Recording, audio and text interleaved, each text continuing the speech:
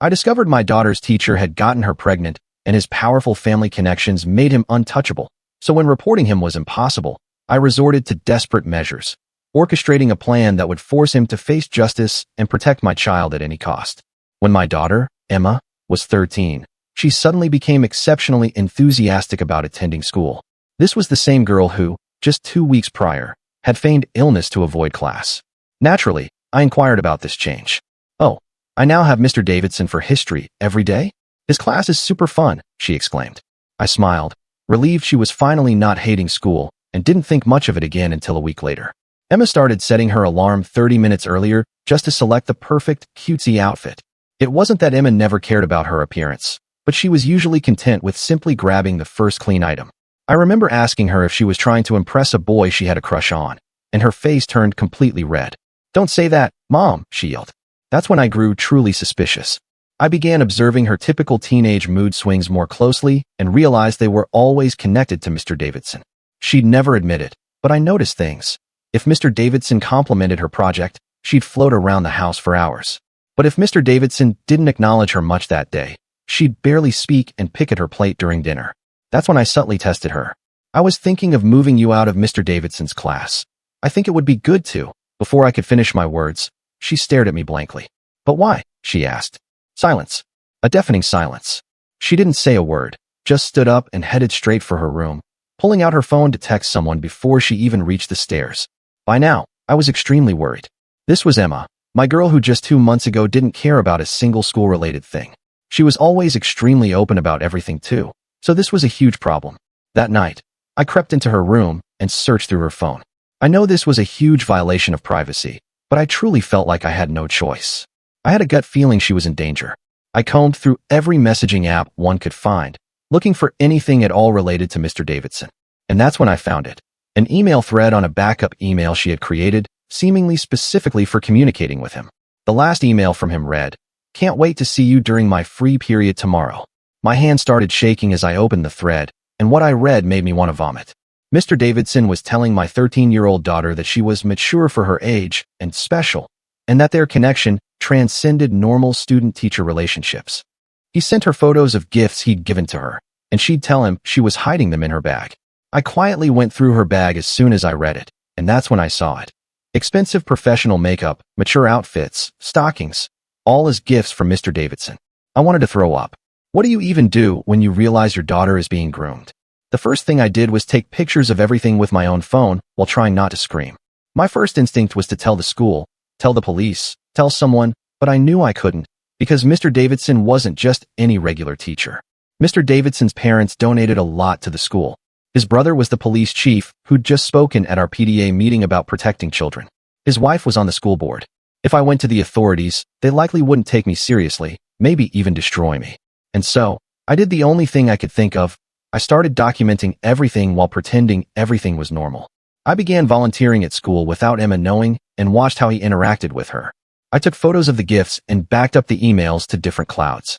I started watching documentaries with Emma about consent and discussing news stories where teachers harmed students. I could see the wheels turning in her head as we watched these. She'd often excuse herself midway through, fidget nervously, bite her fingernails. She was finally realizing the truth of what was happening. Unfortunately, this progress was cut short by what is now the worst day of my life. Tuesday, Emma came home from school early, saying she felt sick. She bolted for the bathroom and stayed there for over an hour. I heard her sobbing uncontrollably. I finally managed to convince her to unlock the door, where I found her curled up on the floor, shaking. I picked her up and held her, fearing the worst, and between gasps, she said it. He said if I loved him, I would. I thought I was ready, but it hurt, and he wouldn't stop. That's when she pulled away and scrambled for the cabinet under the sink. With trembling hands, she pulled out a pregnancy test. I watched in frozen horror as she held it up, showing 2 pink lines. I couldn't breathe.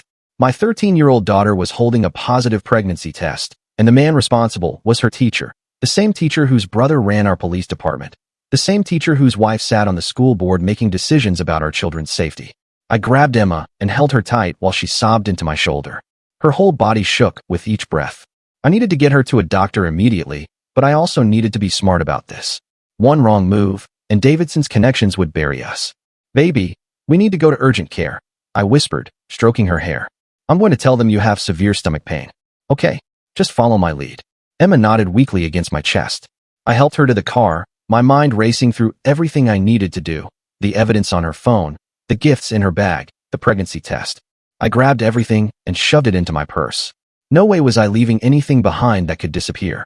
At urgent care, I filled out the paperwork with shaking hands while Emma curled up in the waiting room chair. When they called us back, I told the nurse about sudden, severe abdominal pain and nausea. The nurse took Emma's vitals and left us alone in the exam room. Mom, what if they tell? Emma whispered, fresh tears streaming down her face. Let me handle it, sweetheart. Just tell the doctor your stomach hurts really bad. Dr. Martinez entered 10 minutes later. She was young, maybe early 30s, with kind eyes behind wire-rimmed glasses. After examining Emma and running some tests, she pulled me aside while a nurse stayed with my daughter. Mrs. Thompson, the pregnancy test came back positive, she said quietly. Given Emma's age, I'm required to file a report with. Please, I interrupted, my voice cracking. Can you give me 24 hours? Just one day to process this shock and figure out how to protect my daughter? The man who did this, his brother is the police chief, his wife is on the school board. If you report this now, they'll make it disappear. Dr. Martinez studied my face for a long moment. 24 hours. But I need you to understand, I will be filing that report. Document everything you can in the meantime. Back home, Emma went straight to bed, exhausted from crying. I sat at the kitchen table with my laptop, creating encrypted folders and backing up every piece of evidence to multiple cloud services. Then I remembered something from a true crime podcast, recording apps disguised as other programs. I crept into Emma's room while she slept and installed one on her phone, hidden inside what looked like a calculator app. If Davidson tried to contact her or corner her at school, I'd have proof. The next morning, Emma refused to get out of bed. I can't see him, Mom. I can't sit in his class and pretend everything's normal. You don't have to go today, I said, sitting on the edge of her bed. I'll call you in sick. But skipping his class triggered something in Davidson. By noon, Emma's phone was buzzing nonstop. I watched the messages roll in on the monitoring app I'd installed. They came from a number I didn't recognize, clearly a burner phone. Where are you today? I'm worried about you, Emma. Please respond. You know how much I care. Your grade is suffering. You can't afford to miss my class. Don't do something you'll regret. Remember what we talked about. The messages shifted from concern to threatening over the course of hours. I screenshotted everything, my stomach churning with each notification. Emma stayed in her room, covers pulled over her head, trying to block it all out. That evening, I made a decision. I'm taking time off work, I told Emma over dinner. She barely touched her food. Family emergency. And I'm going to start volunteering at school. Mom, no. Emma pleaded. He'll know something's wrong. He'll what? I asked gently. Sweetheart, what is he threatening you with? Emma pushed her food around her plate. My grades, my future. He says I need his recommendation for high school honors programs, that he can make or break my academic career. The manipulation made me sick. He'd found exactly what mattered to my straight-A daughter and weaponized it against her. I started volunteering in the main office the next day, filing papers and answering phones. It gave me the perfect vantage point to watch the hallways. During third period, Davidson's free period, I saw him texting furiously on his phone. Minutes later, Emma appeared in the hallway, walking slowly toward the music wing. I followed at a distance, my heart pounding. Davidson met her by the empty orchestra room, glancing around before ushering her inside. I positioned myself where I could see through the door's window. He was showing her something on his phone, gesturing emphatically. Emma stood with her arms wrapped around herself, nodding mechanically at whatever he said. When she emerged 10 minutes later, her face was pale and drawn. I ducked into a supply closet before Davidson could spot me, but I'd seen enough. He was still trying to control her, even now. That night, Emma's best friend Mia called the house phone, something the girls never did anymore. Mrs. Thompson, can I talk to you about Emma? She's scaring me. My heart jumped. What do you mean, sweetie? She won't tell me what's wrong, but she's different. She cries in the bathroom between classes, and Mr. Davidson keeps calling her to his desk during history. Last week, I saw him put his hand on her shoulder, and she just froze. Mia, would you and your mom be willing to come over tomorrow? I think we need to talk. Jessica arrived the next afternoon with Mia while Emma was at a doctor's appointment I'd scheduled. I showed them some of the evidence, not everything, but enough. Jessica's face went white. Oh my God, she breathed. He's been giving Mia special attention too, asking her to stay after class, commenting on her outfits. I thought he was just being friendly. Did he ever? I couldn't finish the question. No, Jessica said firmly, but only because Mia always made excuses to leave. She said he made her uncomfortable, but couldn't explain why. We agreed to work together. Jessica would document anything Mia witnessed, and we'd coordinate our evidence. Two families were harder to silence than one. But Davidson must have sensed the walls closing in. That evening, our doorbell rang at 8:30. Emma was doing homework at the kitchen table when I answered the door to find Davidson himself standing on our porch, holding a folder. "Mrs. Thompson," he said with a practiced smile. "Emma left an important assignment at school. I thought I'd drop it by since it's worth a significant portion of her grade." "Thank you, but you can leave it with me," I said, not moving from the doorway. His smile faltered. "I'd really like to explain the assignment to Emma directly. It's quite complex." "That won't be necessary." We stared at each other for a long moment. His mask slipped just enough for me to see the calculation in his eyes. Then he handed me the folder. "Of course. Please make sure Emma understands the importance of completing all her work. Her future depends on maintaining her excellent academic record." The threat was clear. After he left, I found a note tucked inside the folder. "Emma's college recommendations depend on her continued excellence in all areas. Some mistakes can't be undone." Emma read it and burst into tears. "See? I told you. He's going to ruin everything. You're making it worse." "Baby, he's the one who—" "I knew what I was doing," she screamed. "I'm not a little kid. And now you're destroying my whole future." She ran to her room and slammed the door. I stood in the hallway, shaking. He manipulated her so completely that she believed she was complicit, that she was equally responsible. The recording app showed she'd already texted him an apology for my behavior. I stared at my phone screen, watching Emma's apology text to Davidson appear in the monitoring app. My hands trembled as I read his immediate response. "Your mother doesn't understand us. Meet me tomorrow morning before school. We need to discuss your future." Emma's reply came within seconds. "Okay." I couldn't let this happen. I set my alarm for 5 a.m. and positioned myself in the kitchen where I could see Emma's movements. At 6:30, she crept downstairs, fully dressed in one of the outfits Davidson had bought her. I pretended to be making coffee. "You're up early," I said casually. She froze. "Just wanted to get to school early, work on a project." "I'll drive you." "No." The panic in her voice confirmed my suspicions. "I mean, I'm fine walking. It's too early and too dark. I'm driving you." The car ride was silent. Emma stared out the window, her leg bouncing nervously. When we pulled up to school, I saw Davidson's car already in the parking lot. Emma practically jumped out before I'd fully stopped. "Emma, wait." But she was already hurrying toward the building. I parked and followed, volunteering badge ready.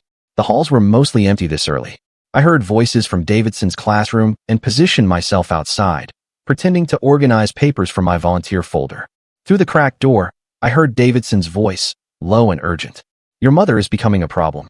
If she keeps interfering, I'll have no choice but to fail you this semester. You know what that means for your transcript." "I know," Emma whispered. "I'm sorry. I'll talk to her." "Talk isn't enough anymore. I need you to delete our emails. All of them. Today." My phone buzzed.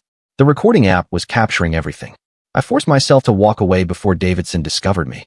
In the main office, I busied myself with filing while my mind raced. He was escalating, trying to destroy evidence. That afternoon, I watched Emma during lunch through the cafeteria windows. She sat alone, picking at her food. Mia approached several times, but Emma waved her away. The isolation tactic, classic predator behavior. I'd seen it in every documentary we'd watched together. When Emma came home, she went straight to her laptop. Through the monitoring software I'd installed weeks ago, I watched her access the secret email account. My heart sank as she began deleting messages. But what she didn't know was that I'd already backed up everything to multiple cloud services, including ones that preserved deleted content. "How was school?" I asked, entering her room. She slammed the laptop shut. "Fine. Emma, we need to talk about—" "There's nothing to talk about." She stood up, clutching her laptop. "You're ruining my life. Mr. Davidson is the only teacher who believes in me, and you're destroying that. He's manipulating you, sweetheart. What he's doing isn't normal or okay. You don't understand anything." She pushed past me, heading for the bathroom. I heard the lock click. 20 minutes later, she emerged, pale and shaky. The morning sickness was getting worse. I'd made another doctor's appointment for tomorrow, this time with an OB/GYN who specialized in young patients. Dr. Hugelhatz had recommended her, someone outside Davidson's sphere of influence. That night, I couldn't sleep. I kept checking the recording app, watching for new messages. Around 2 a.m., one appeared from the burner number. "You did well today. Remember, our secret keeps you special. Delete this." Emma deleted it immediately, but I had the screenshot. The next morning, I told Emma we had a doctor's appointment. She protested, but I insisted. Dr. Hugelhatz was gentle and professional, confirming the pregnancy was approximately 6 weeks along. She discussed options carefully, emphasizing that Emma had choices and time to decide. Emma sat silent through it all, arms wrapped around her middle. In the parking lot afterward, Emma finally spoke. He said if I told anyone, he'd make sure I never got into honors programs. He said he'd tell everyone I seduced him, that I threw myself at him. I pulled her into a hug. None of this is your fault. None of it. But I did throw myself at him, she sobbed. I wore the outfits he bought. I met him during his free periods. I sent him pictures. You're 13. He's an adult in a position of power. This is on him, not you. We sat in the car for an hour while Emma cried.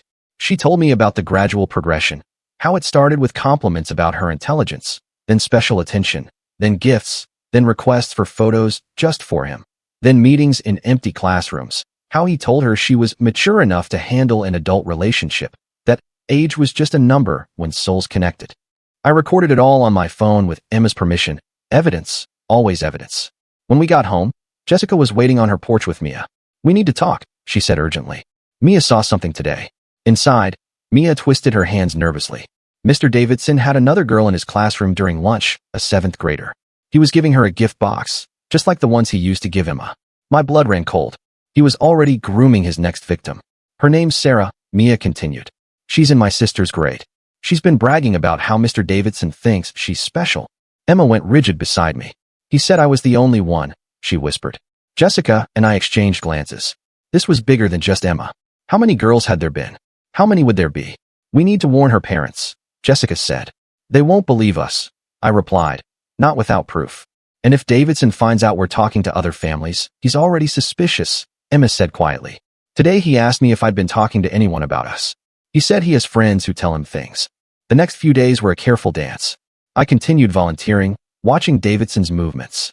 Jessica documented everything Mia observed. Emma went to school, attended his class, and pretended everything was normal while the recording app captured every interaction. Then Thursday happened. I was filing papers in the main office when the principal's secretary asked me to deliver something to the music wing. As I walked down the empty hallway, I heard voices from the orchestra room. The door was slightly open. You're very special, Sarah. Not many students have your potential. I recognized Davidson's voice immediately. I peered through the crack and saw him sitting too close to a young girl on the piano bench, his hand on her shoulder. She looked uncomfortable, but was trying to smile. I raised my phone and started recording video through the crack. Davidson was showing her something on his phone, photos of jewelry, just like he'd done with Emma. The girl shifted away slightly, but he moved closer. These could be yours if you're willing to work for them. Private tutoring sessions, just you and me. My hands shook as I recorded. This was evidence of pattern behavior, exactly what we needed. I backed away quietly and hurried to the bathroom, where I immediately uploaded the video to multiple cloud services. That afternoon, Emma came home in tears. He knows something's wrong. He kept staring at me during class, and afterward he told me I seemed distant. He wants to meet tomorrow during his free period to reconnect. You're not going, I said firmly. If I don't, he'll fail me. He already gave me a D on my last essay, and it was perfect. I worked on it for hours. I looked at the essay. She was right. It was excellent work. He'd marked it down for lacking depth and failure to grasp core concepts. Complete fabrications designed to control her. That night, I made a decision. I called Jessica. We need more parents. If it's just us, they can dismiss us as hysterical, but if multiple families come forward. Mia mentioned that her friend Chloe said Davidson made her uncomfortable last year. Maybe her parents would talk to us. We spent the weekend carefully reaching out. 3 more families agreed to meet with us. 2 had daughters who'd received gifts and special attention from Davidson. 1 had already transferred her daughter to another school because of weird vibes from him. Monday morning, Emma woke up violently ill. The morning sickness was getting worse, and the stress wasn't helping. I kept her home, which triggered another barrage of texts from Davidson's burner phone. Your absence is noted. This will affect your grade. Ignoring me is childish, Emma. I expected better from you. You have until end of day to respond, or I'll have to take formal action. The threats escalated throughout the day. By evening, he'd sent a formal email to my account, copying the principal, expressing concern about Emma's sudden behavioral changes and declining academic performance. He suggested a parent-teacher conference to discuss her troubling trajectory. I responded professionally, agreeing to a conference but insisting it include the principal and guidance counselor. Davidson immediately backtracked, saying he preferred to handle things privately first. Tuesday, Emma returned to school. I watched from my volunteer post as she walked to his classroom. Through the window, I saw him gesture for her to approach his desk while other students filed in. He leaned close, speaking quietly. Emma nodded mechanically and returned to her seat. The recording app later showed he told her, "Your mother's making things difficult. If she requests that conference with administration, I'll have to share some concerns about your behavior. The photos you sent me, for instance. The administration takes a dim view of students who pursue teachers." The victim blaming made me sick, but it also made me more determined. That afternoon, something unexpected happened. The school nurse called me. "Mrs. Thompson, Emma collapsed in PE class. We've called an ambulance." I raced to the hospital, my heart pounding. Emma was conscious but pale, hooked up to 4 fluids. The doctor explained she was dehydrated and showing signs of severe stress. They ran blood tests, which confirmed the pregnancy and showed concerning hormone levels. "She needs to avoid stress," the doctor said. "Whatever's going on, it's affecting her physical health." Emma squeezed my hand. "I can't do this anymore, Mom. I can't pretend everything's okay. I can't sit in his class knowing." She touched her stomach lightly. That's when I knew we couldn't wait any longer. Davidson's psychological torture was literally making my daughter sick. But I also knew we needed one more piece of evidence, something undeniable that even his connections couldn't explain away. "Emma," I said carefully, "would you be willing to wear a wire?" She looked at me with frightened eyes. "What do you mean?" "Just a small recording device. If he says anything incriminating. He's too careful during school. He only says things when we're alone. Then we create that opportunity, but safely, with me nearby." Emma was quiet for a long moment, and she nodded. "Okay, but how?" "I've been thinking about this. You'll ask to meet him at the coffee shop on Main Street. Public place, lots of witnesses. Tell him you need to talk about your grades, that you're worried about your future. I'll be at the next table. He won't like meeting in public, then he'll suggest an alternative. Either way, we'll have him on recording making that suggestion." We went home that night with a plan. Emma texted Davidson from her regular phone, the one he didn't know I was monitoring. "Can we talk? I'm really worried about my grades. Could we meet at the coffee shop after school tomorrow?" His response was immediate. "Coffee shops are too public. Come to my classroom after school. My mom is picking me up right after school. Coffee shop is the only time I can meet." There was a long pause. Then, "Fine. For PM. Come alone." I had Jessica stationed in the coffee shop by 3:30, pretending to work on her laptop. I arrived at 3:45, sitting 2 tables away with my back to Emma's meeting spot. Emma walked in at exactly 4 p.m., wearing the small recording device I'd purchased online. Davidson arrived 5 minutes late, scanning the shop carefully before sitting down. I could hear their conversation through the earpiece connected to Emma's wire. "This is highly inappropriate, Emma," he began. "Meeting like this could be misunderstood." "I'm just worried about my grades," Emma said, her voice shaky but determined. "You said my last essay was terrible, but I worked really hard on it. Your work has been declining since you started pulling away from me. You know what you need to do to fix this." "What do you mean?" I heard him sigh impatiently. "Don't play dumb, Emma. You were so eager before, so willing. Now you act like what we have is wrong. My mom says, your mother is poisoning your mind. What we have is special. Age doesn't matter when 2 souls connect. You said you understood that." "I'm 13, Emma said quietly. "Age is just a number. You're mature for your age. That's why I chose you." My hands clenched into fists. He just admitted to choosing her, to pursuing her. "But the baby," Emma started. "What baby?" His voice turned sharp. "Emma, what are you talking about?" There was silence. I could hear Emma's rapid breathing through the wire. "Answer me," Davidson demanded. "What baby?" "I'm pregnant," Emma whispered. I heard a chair scrape. Through my peripheral vision, I saw Davidson lean across the table. "You're lying," he hissed. "You're trying to trap me." "I'm not lying." The doctor confirmed it. "Then you'll take care of it. I'll pay for it. No one needs to know. I already told my mom." Davidson's hand shot across the table, grabbing Emma's wrist. "You did what?" "Let go," Emma said, louder now. "You're hurting me. Do you have any idea what you've done? My career, my family. Let go of her." I stood up, turning to face them. Davidson released Emma's wrist, his face cycling through shock, rage, and calculation. Red marks were already forming on Emma's skin where he'd gripped her. "This is a setup," he said, standing. "You're trying to frame me." "Frame you for what?" I asked calmly. "For pursuing my 13-year-old daughter? For getting her pregnant? For threatening her grades if she didn't comply?" Other customers were staring now. Jessica had her phone out, recording everything.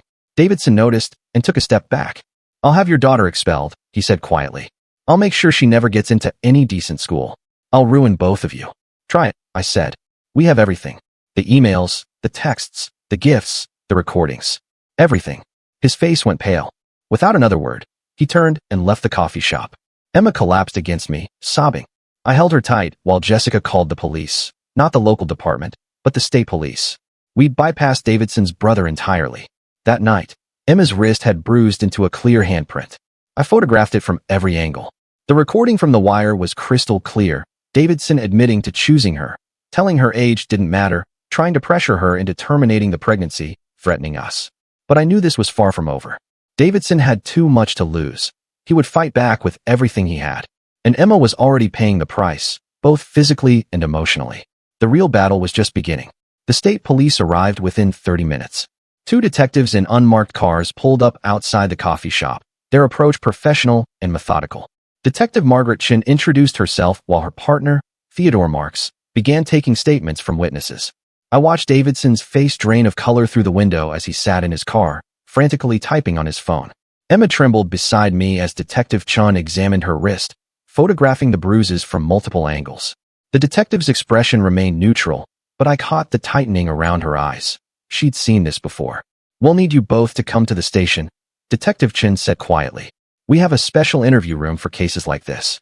At the state police headquarters, Emma underwent a forensic interview with a trained specialist while I provided all our documented evidence. The encrypted folders, screenshots, recordings, everything. Detective Marks methodically cataloged each piece, his fingers flying across the keyboard as he created the official record. "This is extensive documentation," he said, looking up from the screen. "You've done excellent work preserving evidence." The interview lasted 4 hours. Emma emerged exhausted but somehow lighter, as if telling trained professionals had lifted a weight she'd been carrying. The specialist explained they had enough for an immediate arrest warrant. That night, Davidson was arrested at his home. Jessica texted me a photo someone had posted on the neighborhood social media page. Davidson being let out in handcuffs while his wife stood in the doorway, her face a mask of shock. The arrest happened at 9 p.m., ensuring maximum visibility to neighbors. The next morning, the school erupted with rumors. I kept Emma home while the investigation expanded. Detective Chun called to inform us that Davidson's work computer had been seized along with his personal devices. They'd found deleted photos and messages to multiple students spanning 3 years. Sarah's parents called me that afternoon, their voices shaking. Their daughter had finally admitted Davidson had been grooming her, showing her jewelry and asking for special private sessions. 2 more families came forward by evening. The pattern was always the same: compliments, gifts, requests for secrecy, gradual escalation. Davidson's brother, the police chief, attempted to intervene. He showed up at the state police headquarters, demanding to see the case files, claiming jurisdiction. Detective Chin calmly informed him he'd been recused due to conflict of interest. When he persisted, threatening to make calls to people who matter, she had security escort him out. The school board held an emergency meeting. Davidson's wife sat silent in the back row while parents demanded answers. How had this gone unnoticed? Why hadn't the administration acted on concerns? The principal admitted several teachers had mentioned Davidson's overly friendly behavior with female students, but without concrete evidence, they dismissed it as his enthusiastic teaching style. Emma's condition worsened over the following days. The stress triggered severe morning sickness and cramping. Dr. Hogelhatz monitored her closely, concerned about the viability given Emma's age and emotional state. I held Emma's hand through ultrasounds and blood draws, watching my daughter face consequences no 13-year-old should endure.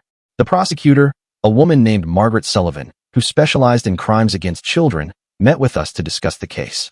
She explained the charges: sexual abuse of a minor, using position of authority for sexual exploitation, witness intimidation, and evidence tampering. The deleted messages and photos had been recovered, showing a clear pattern of predatory behavior. "He's looking at 15 to 20 years, she said, reviewing the evidence. The multiple victims and his attempt to destroy evidence work against him. Davidson's attorney tried negotiating a plea deal, claiming his client suffered from depression and poor judgment. The prosecutor refused. With Emma's recorded confession and the physical evidence of assault at the coffee shop, they had an airtight case. 3 weeks later, Emma miscarried. The cramping started during breakfast, and by lunch we were at the hospital. She gripped my hand as the doctor confirmed what we both knew was happening. Emma sobbed, not from sadness, but from a complex mix of relief and guilt that I helped her understand was completely normal. "Your body knew what was best," Dr. Hugnat explained gently. "This isn't uncommon in young pregnancies, especially under severe stress." The miscarriage became part of the criminal case, evidence of the physical trauma Davidson had inflicted. Emma struggled with the publicity of her most private pain becoming legal documentation, but she understood its importance. More victims emerged during the investigation. A former student, now in college, contacted the prosecutor after seeing Davidson's arrest online. She'd been too scared to report him 4 years ago when he'd cornered her after school and touched her inappropriately. Her testimony established a pattern going back to when Davidson first started teaching. Davidson's wife filed for divorce and moved in with her sister.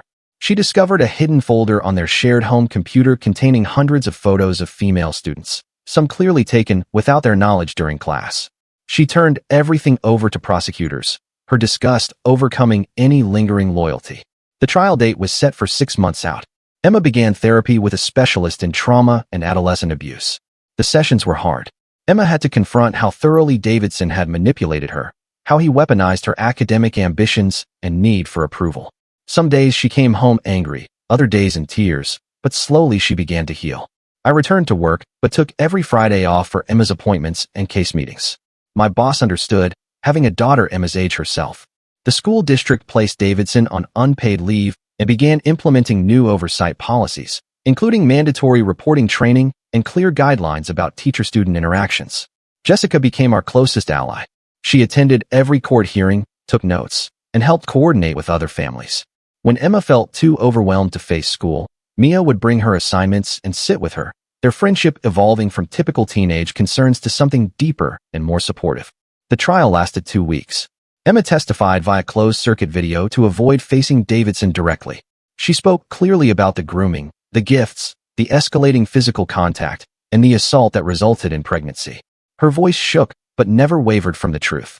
Davidson took the stand in his own defense, claiming the relationship was consensual and that Emma had pursued him.